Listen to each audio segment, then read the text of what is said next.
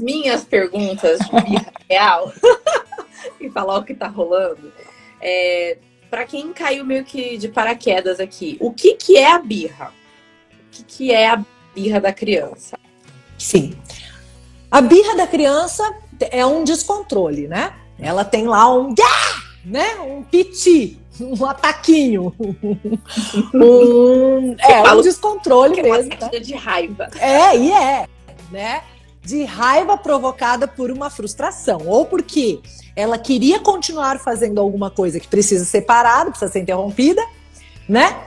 Ou porque ela queria fazer alguma coisa que não pode fazer, tem alguma coisa que ela queria e não tá podendo, né? E aí ela dá aquele... às vezes dá ou torce o corpo, ou se joga no chão, ou quer bater na gente, ou quer bater nela mesma, já vi de tudo, né? Tem muitas possibilidades, mas ela é essa explosão, é uma perda de controle, né? Isso é uma coisa que precisa ficar claro.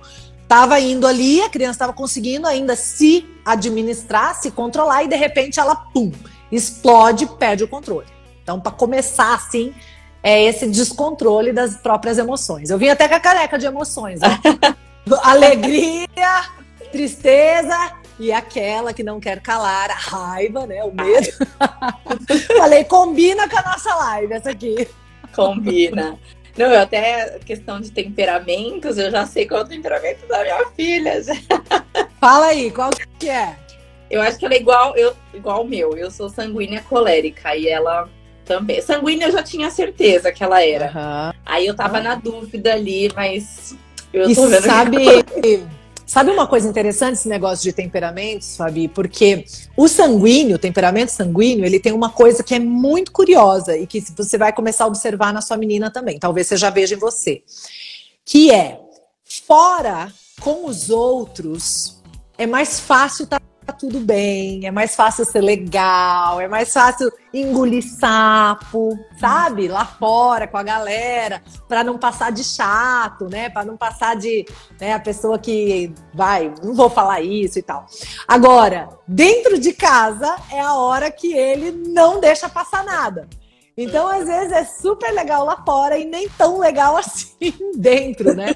Então, uma coisa comum do sanguíneo ouvir é, cara, justamente com as pessoas que moram com você, com a sua família, você não é tão legal assim. Você é super legal com o povo de fora.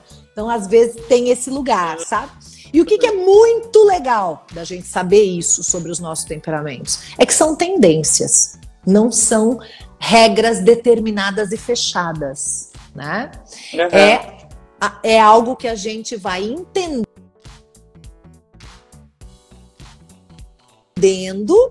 para depois a gente poder ir evoluindo, modificando. A gente não vai trocar de temperamentos e nem é essa a ideia. Mas a gente vai equilibrando, de tal forma que a parte que nos traria um saldo negativo vá ficando equilibrada e vá sendo usada para coisas boas, para aquilo que a gente quer.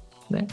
A galera tá aqui, tipo, o que é temperamento? Como que eu descubro isso? Lá no seu canal, né, Isa? No canal no YouTube, Isa Minatel, tem um vídeo sobre temperamentos e como descobrir o seu temperamento. Tem um teste lá. Lá tem uma playlist com o teste, que dá pra pessoa saber direitinho no final quem é ela segundo essa ótica dos temperamentos. Lá no canal, youtube.com/Isa Minatel, tudo junto. Lá, logo no começo, assim, na abertura do canal, a pessoa já vê o teste. É muito interessante. E pra criança, assim, a gente não tem como aplicar o teste, mas a gente vai percebendo os temperamentos, né?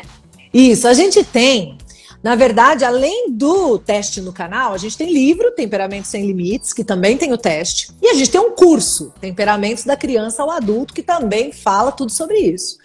Mas para criança tem um teste diferente, para bebês até 2 anos, que não são os 4 temperamentos que a gente trabalha para adultos. Colérico, sanguíneo, melancólico, fleumático, né? São outros 5 temperamentos que fala bebê anjo, bebê livro-texto, bebê irritável, bebê enérgico e o último é bebê, já lembro, são 5. Esses são dos bebês, né? Aí depois que vai crescendo, depois dos 2 anos, a gente já começa a falar dos 4 temperamentos dos adultos. E aí a gente fala sempre possível colérico, possível sanguíneo. Porque, claro, tá ainda em desenvolvimento, então vai, né, chegando ali pra gente confirmar se é isso mesmo. Alguns são mais descarados. A gente tem coragem de falar antes dos 2 anos, não, certeza que esse é predominantemente colérico, já deu pra saber, né? Outros não, outros são mais misturadinhos, são mais discretos, a gente fica em dúvida e vai esperando o tempo passar para a gente bater o martelo ali na relação, né, que a criança tem dos temperamentos. Lembrando que todos nós temos os 4 temperamentos. O que varia é a predominância e subdominância, né? Então esses 2 que a gente tem mais dizem muito sobre nós e nossas tendências. Mas assim, a gente entrou em temperamentos, mas independente do temperamento da criança, ela vai passar pela fase da birra, certo? Certo, e o temperamento pode fazer a birra ficar mais frequente e mais intensa. Tá. Então, temperamentos da raiva, temperamentos extrovertidos, sanguíneos e coléricos, tendem a terem birras mais intensas e mais frequentes. Tá. Temperamentos mais introvertidos, a criança às vezes não vai para raiva, ela vai para tristeza. Na tristeza, pode até ter a birra, mas é uma birra mais comedida, é uma birra mais triste. Eu queria e você não deixou, mas é triste, entendeu? A diferença é que a tristeza é uma emoção que paralisa. Então a gente não vai querer bater em alguém quando a gente está triste. A gente quer se recolher, a gente quer chorar, a gente quer abraço, entendeu? Agora, a raiva não. A raiva é uma emoção que você põe pra fora e você procura a culpa da sua raiva fora de você, no outro. A tristeza é tudo culpa minha, eu não devia querer isso que eu quero, entendeu? É culpa minha. A raiva não, é culpa do outro. Então eu fico com raiva de quem me causou essa frustração, com raiva de quem não quer deixar eu fazer o que eu quero. E aí eu vou pra cima, né? Ou jogo coisa, ou me jogo, ou jogo, né, eu quero bater no outro. Então essa é a grande diferença. Grande diferença. Por isso que a gente tem mais frequência e intensidade de birra em temperamentos predominantes de colérico ou sanguíneo. Outra coisa que é a birra, ainda voltando lá na sua primeira questão, o que é birra, né? Além de ser um descontrole, uma descarga emocional, né, a birra é, sobretudo, uma forma de comunicação. A criança está dizendo alguma coisa para a gente ali, né? E ela comunica sobre ela e também sobre nós. A gente pode ir que a gente possa ter feito. A gente pode avançar nessa linha de raciocínio que é interessante também. Sim. E só pra gente falar aqui, a gente fala muito do os terríveis 2 anos, meu Deus, a birra. A fase da birra é só nesse período de 2 anos ou quando é mais normal ter esse período de birras? Porque birra, na verdade, a gente faz até adulto, né? Então, adolescente. Tem uma coisa interessante sobre a birra. Vou começar a falar dos adultos, falando de mim mesma, que aí eu falo à vontade. Não tô falando de ninguém, tô falando de mim, posso falar, entendeu, Fabi?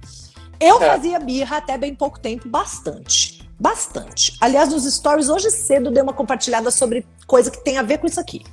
Que eu falei, cara, tudo que acontecia na vida, eu tinha uma tendência a achar que era comigo, era por causa de mim. Então, por exemplo, se o meu marido, sei lá, saía e ia dormir numa hora que eu não tava esperando que ele fosse, porque tá com sono, não tá legal aquele momento, tá cansado, eu já achava, por que tá indo dormir? Mas e o jantar? E o que não sei o quê? E quem vai fazer? Vai ficar tudo pra mim agora. Já ficava com raiva porque ele foi dormir, que tem o jantar e que tem as coisas, que tem... Então tudo era sobre mim e por causa de mim, ou seja, uma grande imaturidade. E o começo do casamento foi inteiro assim, o coitado pisava em ovos, porque qualquer coisa que ele fizesse eu achava que tinha a ver comigo, que era isso, que eu tinha que ir, que não estava certo, que eu ia ficar sozinha, e eu cobrava e eu julgava tudo, sabe assim? Qualquer coisa que você fizer pode ser usado contra você. Era mais ou menos assim o nosso casamento no começo. Entendi. Daí eu fui indo por esse caminho, né? Nós estamos juntos já há 17 anos, então tem bastante tempo, né? Uma jornada aí. E aí eu vim por esse caminho de autoconhecimento, de autodesenvolvimento, e eu percebi que a gente pode estar com a idade cronológica num lugar e a idade emocional em outro. Então, adulto que faz birra significa que está com a idade emocional menor do que a idade cronológica. Porque adulto não devia mais fazer birra. Mas a maioria de nós não foi por esse caminho de autoconhecimento. E tá com a idade emocional lá de 5 anos, de 7 anos, de 12 anos, casado. Entendeu? Aí faz birra, faz bico, fica de cara virada. Eu ficava uma semana sem falar com ele no começo do casamento. Ficava, fez alguma coisa que eu não gostei, cruzava os bracinhos assim, ó. Ficava esperando me pedir perdão. Entendeu? Então, aí aprendi. Hoje, graças a Deus, não é que a gente vive um casamento perfeito, não é que a gente... Não, mas evoluímos muito, sabe? A gente consegue outros mecanismos para resolver as questões sem ser fazer birra, sem ser ficar de carinha virada e biquinho, né? Porque isso é próprio da criança, mas não é próprio do adulto. Não precisa ser, não é para ser, né?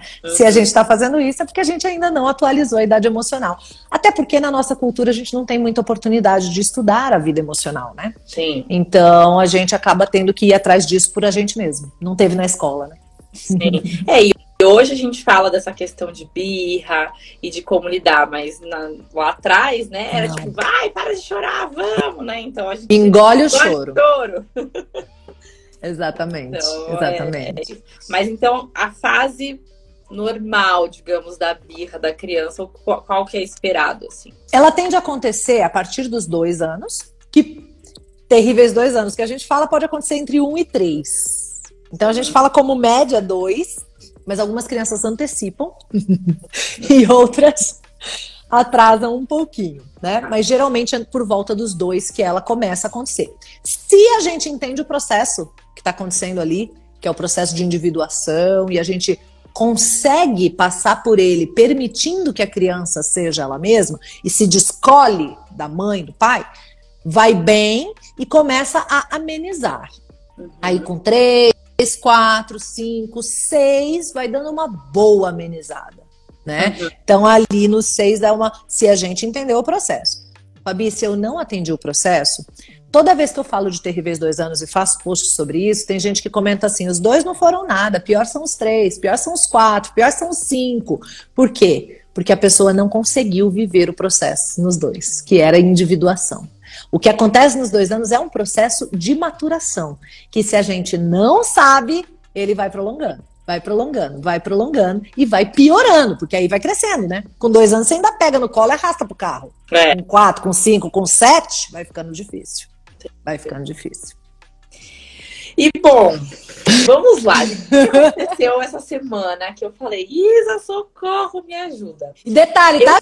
Gente, eu não sei. Devo dizer isso aqui. Eu só fiz umas perguntas, depois a gente falou, vamos fazer a live. Mas assim, eu fiz todo o seu curso de birras, né? O curso de Os Incríveis 2 anos. Então, todo esse processo de dar escolhas para a criança, previsibilidade do dia, ok, tudo certinho. Então, assim, eu entendo os momentos que eu fiz alguma coisa que talvez eu errei ali e tal. O que aconteceu semana passada? Aí eu sei que eu errei, e aí foi o motivo da birra, e eu sei que eu fui a causa do motivo da birra, mas o problema não foi a birra em si, foi o como lidar com a birra. Então, a gente voltou de viagem, desregulou totalmente os nossos horários, então ela estava totalmente bagunçada na rotina, e ela também chegou, ficou doentinha da viagem e tal, então ela não foi para a escola a semana inteira. E aí, essa semana ela ia voltar a ir pra escola. Eu falei, bom, ela precisa começar a regular os horários, porque semana que vem a gente já vai voltar pra rotina normal. Ela tava indo dormir muito tarde, aí ela acordava tarde, e aí o cochilo dela, que normalmente ela faria meio-dia, ela tava indo fazer 3, 4 da tarde. Sim.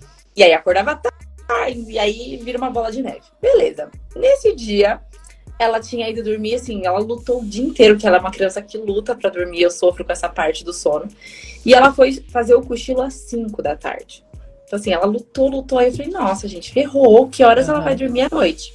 Quando foi umas 6, eu falei, bom, fez uma horinha de cochilo, vou acordar pra ela jantar, tomar banho, pra ela começar a tentar entrar no horário, porque senão vai ficar muito tarde. E aí eu fui acordar ela, aí foi meu erro, entendeu? Porque ela já acordou brava. ela já acordou querendo voltar a dormir, e eu fiquei insistindo, não, vamos levantar, e tirei ela da cama, levei ela pra sala, tudo aceso, e ela, eu, vamos, filha, vamos levantar. Aí sentei com ela no sofá e ela resmungando, mas assim, resmungando, não tava gritando nada, tava resmungando.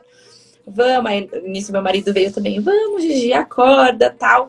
E aí ela tava meio que, tipo, se empurrando pra deitar no sofá, e ele pegou ela e levantou, assim. Aí começou.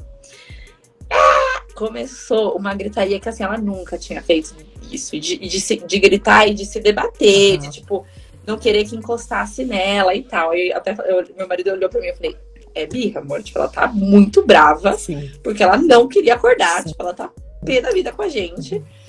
Só que aí, ela não acalmava. Eu tentava conversar com ela, abaixei, aí trouxe ela pra minha cama e fiquei conversando com ela, abaixei. Ela não queria que encostasse, eu falei, tá bom, não vou encostar, eu vou ficar aqui do seu lado pra você se acalmar. Mas assim, foram 20 minutos e ela chorando, e não queria que eu pegasse, não queria encostar. E eu falei, meu Deus, o que eu faço pra acalmar essa menina? Até que depois ela foi acalmando, mas assim, precisou de um bom tempo pra ela se acalmar. Sabe? Aí eu falei, gente, não é normal isso, não é possível. Eu falei, ainda bem que eu tava em casa. Sim, sim. Bom, o caso específico, né? Você já entendeu que, obviamente, tem a ver com tê-la acordado, né? Ela queria continuar dormindo. Mas eu acho que o grande gatilho foi bom você contar em detalhes, né? Porque a hora que ela colocou o corpinho pra deitar de novo, o pai pegou. Eu acho que na hora que ele pegou e levantou, tipo, fazendo um movimento contrário do que ela estava fazendo, acho que aquilo foi a gota d'água para ela sentir o próprio corpo desrespeitado, invadido, sabe assim? Tipo, não posso nem escolher a posição que eu quero ficar no meu corpo. Tipo, já que eu não posso continuar dormindo, já que eu não posso continuar no escuro, já que eu não posso continuar onde eu quero, agora nem colocar a posição do meu corpo que eu quero. Eu acho que aí foi somado com sono, né, com todo o processo que ela tava, né, e acho que esse foi o grande gatilho. Então, assim, fica um belo aprendizado pra gente, né, porque a gente realmente tá muito acostumado culturalmente a invadir o corpo da criança, assim, né, pra lá e pra cá, pega, levanta, tira, não vai deitar, né, e tal. Então é legal a gente ter isso como uma primeira aprendizado desse, né, uma primeira lição dessa história, né. Aí depois que entrou na crise, e sempre, Fabi, a minha recomendação é, ao invés de perguntar o que eu faço quando a criança faz birra, a pergunta é exatamente o que eu fiz antes que a criança fez birra. Sempre. Porque sair da crise é super complicado. Porque é descontrole. Imagina uma cachoeira, uma reserva d'água que rompeu a barragem. Como é que você recolhe a água? Recolhe aí a água agora. É a mesma coisa que você tá me pedindo, sabe? O que eu faço para recolher a água depois que... É bem complicado. Algumas barreiras são até menores. Por exemplo, você falou 20 minutos, que já é desesperador. Mas tem criança que chora por 50, 60. Viu? Então, eu diria para você que, óbvio, né? Pra gente, a gente olha a nossa criança. O profissional, igual você vai no pediatra. Você acha que essa criança tá morrendo, mas ele viu umas morrendo de verdade. Aí ele olha pra sua e fala, não tem nada, né? Eu sou aqui o papel da mãe que atende outras mães. Então eu vejo mães com 60 minutos de crise lá e tal. Então 20 minutos nem é tão desespero pra, né, o que existe por aí.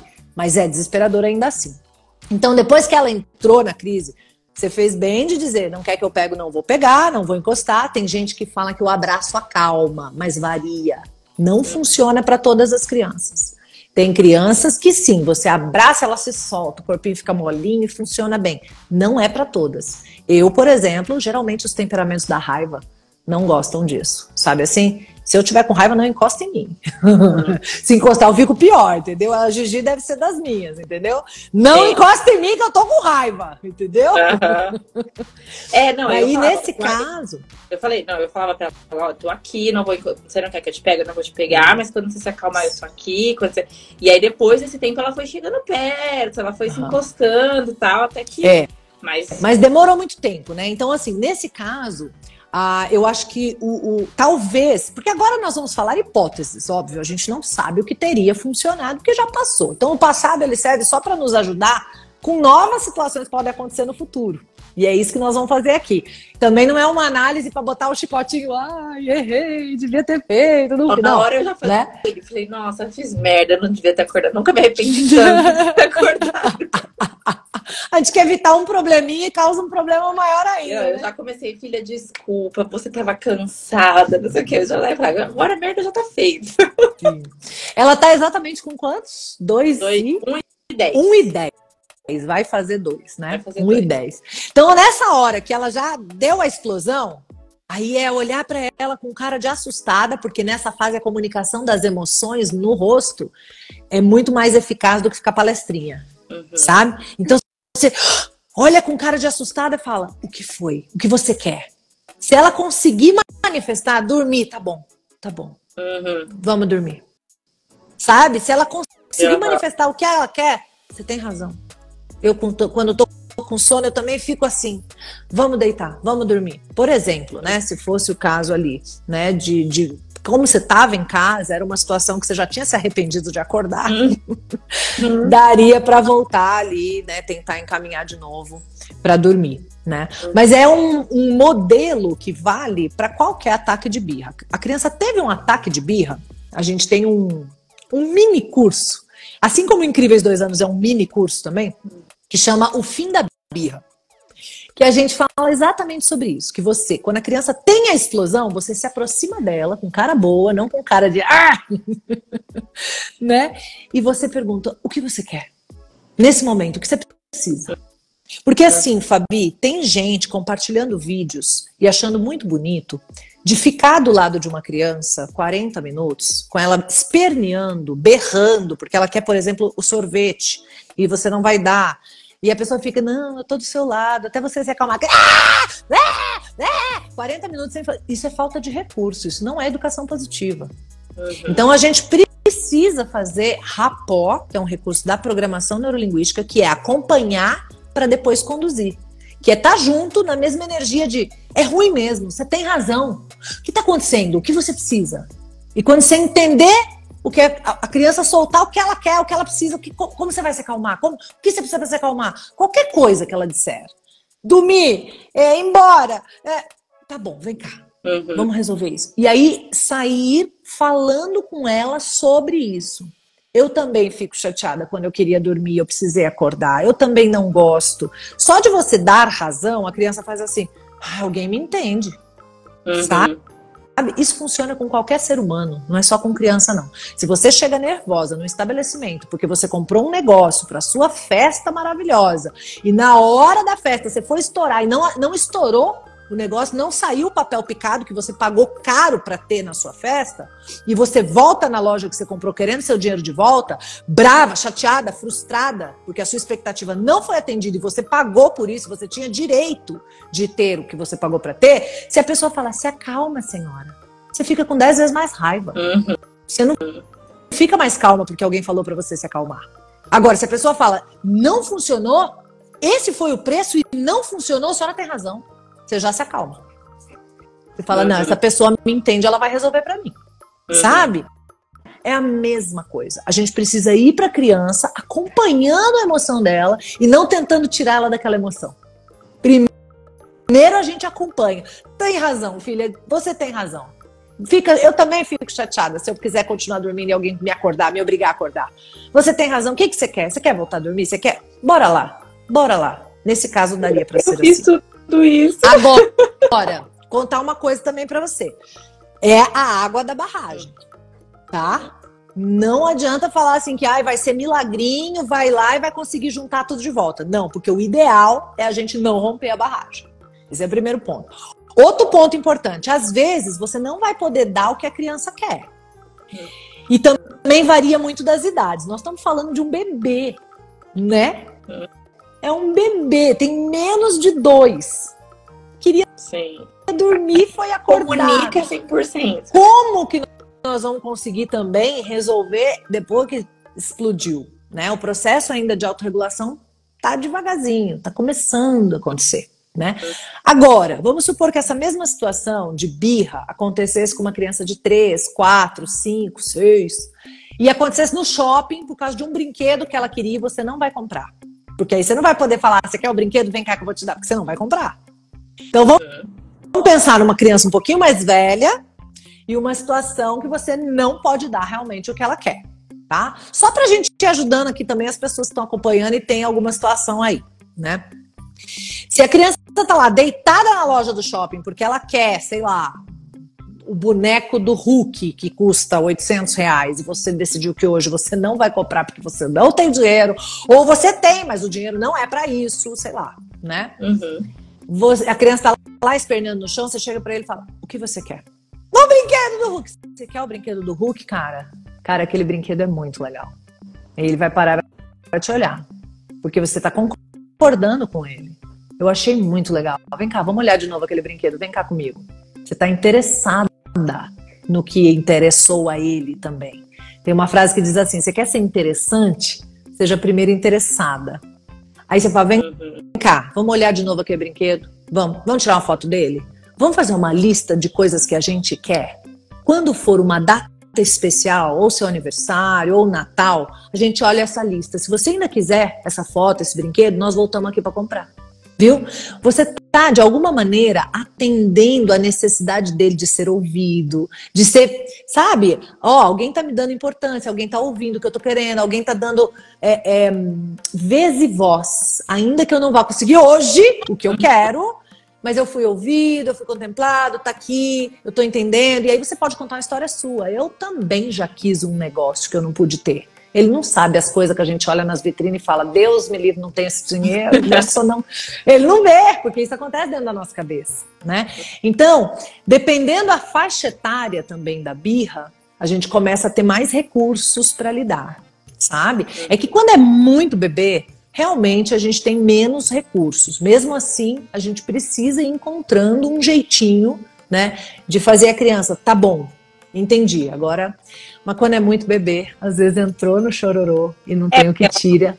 Nem falar exatamente o que quer, né? Então ela já chorou ali, nossa, ferrou agora. E aí é isso que você fez mesmo, tá? É estar junto, segura a onda e, claro, tentar mudar o foco, né? Porque nessa faixa etária ainda é algo que funciona. Então, de repente, pensar algo que ela goste muito, algo que é irrecusável para ela, sabe? Ou um brinquedo, ou alguma coisa de fazer ou de comer, algo que ela goste muito, algum lugar da casa, do condomínio, talvez possa também ajudar bastante, sabe? Quando a gente vê que a criança está numa crise dessa e é tão novinha assim, se a gente conseguir lembrar de algo que é irrecusável para ela, também é uma forma que ajuda. Geralmente é o que a gente consegue fazer nessa faixa etária, sabe? Lembrar de alguma coisa muito irresistível.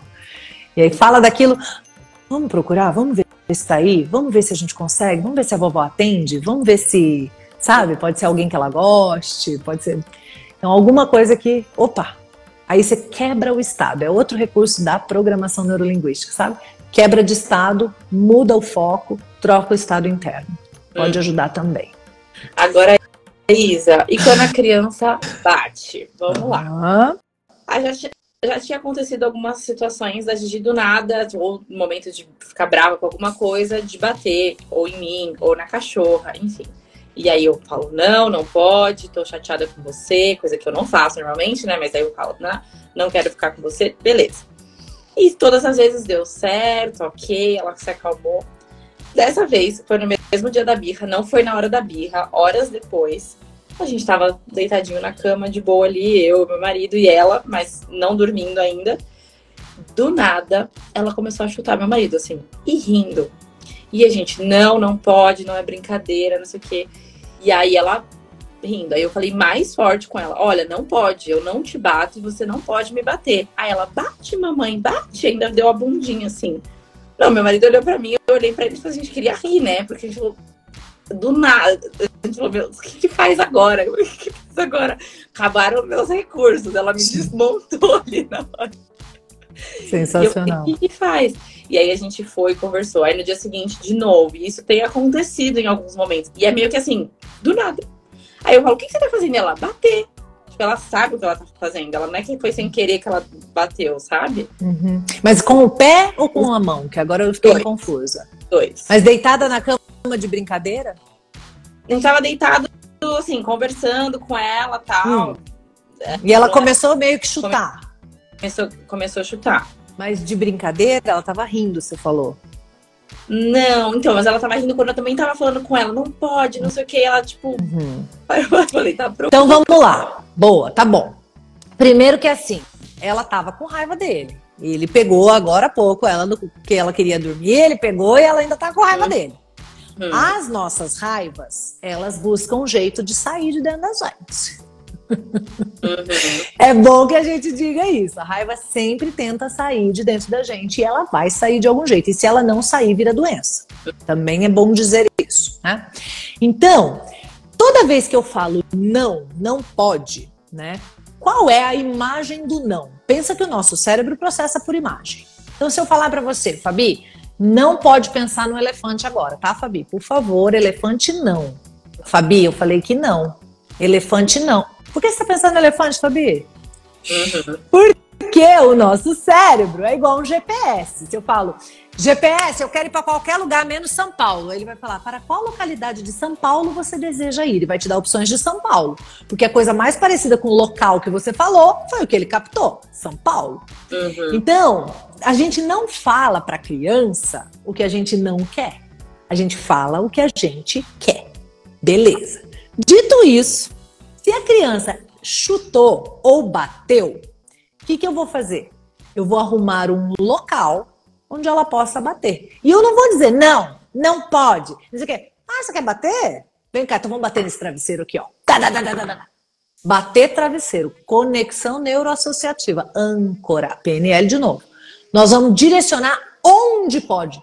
Toda vez que você pensar em falar não pode, você pensa, onde pode? Como pode? Quando pode? Que jeito que pode? Se pudesse, como seria? Abre a cabeça. E aí você pega aquela energia, pensa, a energia tá vindo. Energia tá vindo. Em vez de eu falar, não pode. O que a criança de 1 ano faz, gente? Com energia, com 2 anos? Não consegue.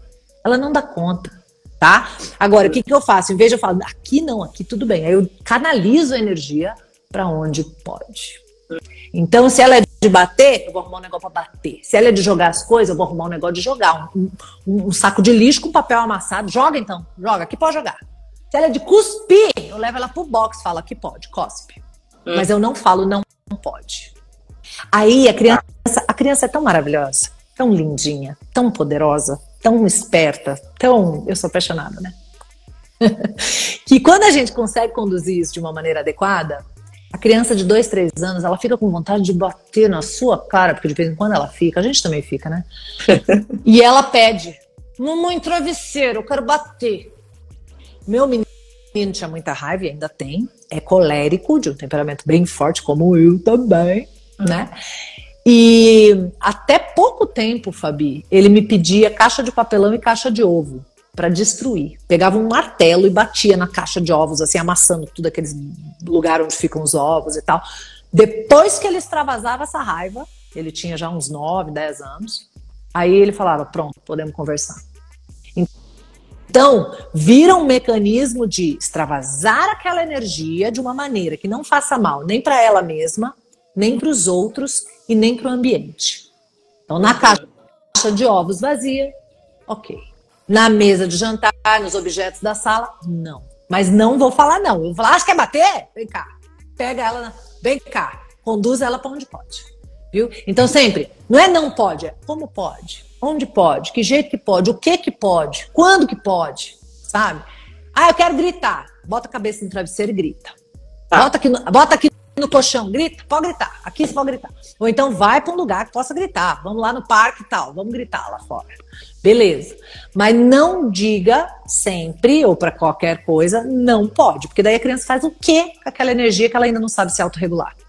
Entende? Fica muito... Você coloca uma criança numa situação difícil. Né? Não, e aí você fica numa briga ali, né? Você fica numa briga. Pode, a criança e daí, ela quer fazer valer a opinião dela. Então ela olha pra você e fala, bater. Aí você fala, tá me desafiando. A criança nem sabe desafiar ainda. Não, ela só tá querendo fazer valer a opinião dela. Não, a gente queria se segurar pra rir, porque foi muito assim, ela no automático, bate, mamãe. É porque ela não tava com a intenção de fazer maldade. Por isso que ela falou.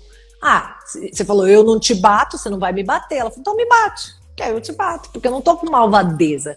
Era meio brincando pelo que você tá contando aí. Imagino, né? É uma hipótese que aqui a gente tá falando que eu acho que eu entendi aí, né? Mas de todo modo, para qualquer situação, bater onde pode.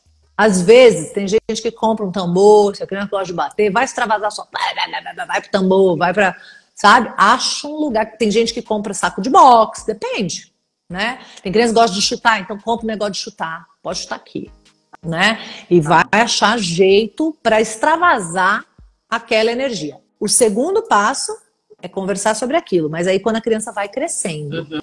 Nessa faixa etária, eu posso contar uma historinha rápida, né? Sobre alguém que começou a bater, aí ficava brincando de bater nos outros, acabou ficando sozinha, ou um bichinho, uma vaquinha, um porquinho, enfim, né?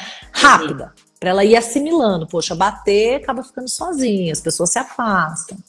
Ok, mas de leve, né? À medida que vai crescendo, a história vai ficando mais complexa, a conversa vai se aprimorando e a criança vai criando consciência. Nós temos 5 inteligências, eu falo, né? 5 inteligências para guiar os 4 temperamentos, né? Então, a primeira inteligência é do comportamento, que é isso que a gente está fazendo. Quando a gente fala sobre o bater, a gente vai dando para a criança outras opções. O comportamento, chutar ou bater outra pessoa, não é legal, mas chutar aqui ou bater no travesseiro, ok, tudo bem. Né? Então é uma inteligência de comportamento que a criança vai entendendo. Não é que não pode, né? É que tem um lugar para fazer isso, é que é mais adequado fazer aqui, né? Ou se for, por exemplo, num ringue de boxe, pode. Né? Então não existe nada que não possa, na verdade. Né? Num determinado contexto, por exemplo, não pode cuspir, aí vai escovar o dedo e fala, agora cospe. Então não existe nada que não pode. Tudo pode em algum contexto, né? Sim. Aí a inteligência da comunicação, que a gente vai desenvolvendo com a criança, ela vai aprimorando, vai aprendendo, então a gente vai conversando. Não devemos subestimar, porque uma criança, mesmo de 1 ano e 10, entende muito mais do que a gente imagina, então a gente vai contando uma história rápida, vai conversando, não deixa de falar, né? Fala. A inteligência da consciência, que ela vai ligando os pontos. Por exemplo, quem bate, fica sozinho. As pessoas não querem ficar perto. Isso é consciência. Eu vou entendendo a consequência do meu comportamento e da minha comunicação. É a inteligência da consciência. Depois, a inteligência da emoção, que a gente vai desenvolvendo, a consciência de qual emoção, em que intensidade e tal. E, finalmente, a inteligência da evolução. Eu estava de um jeito e vou ficando de outro, porque agora entendi, tem outras opções, já estou melhorando. A gente vai crescendo. Né? É muito lindo. Bom, eu vou abrir aqui os comentários para ver as perguntas da galera, gente. Se quiserem mandar aí perguntas, né? Tem até umas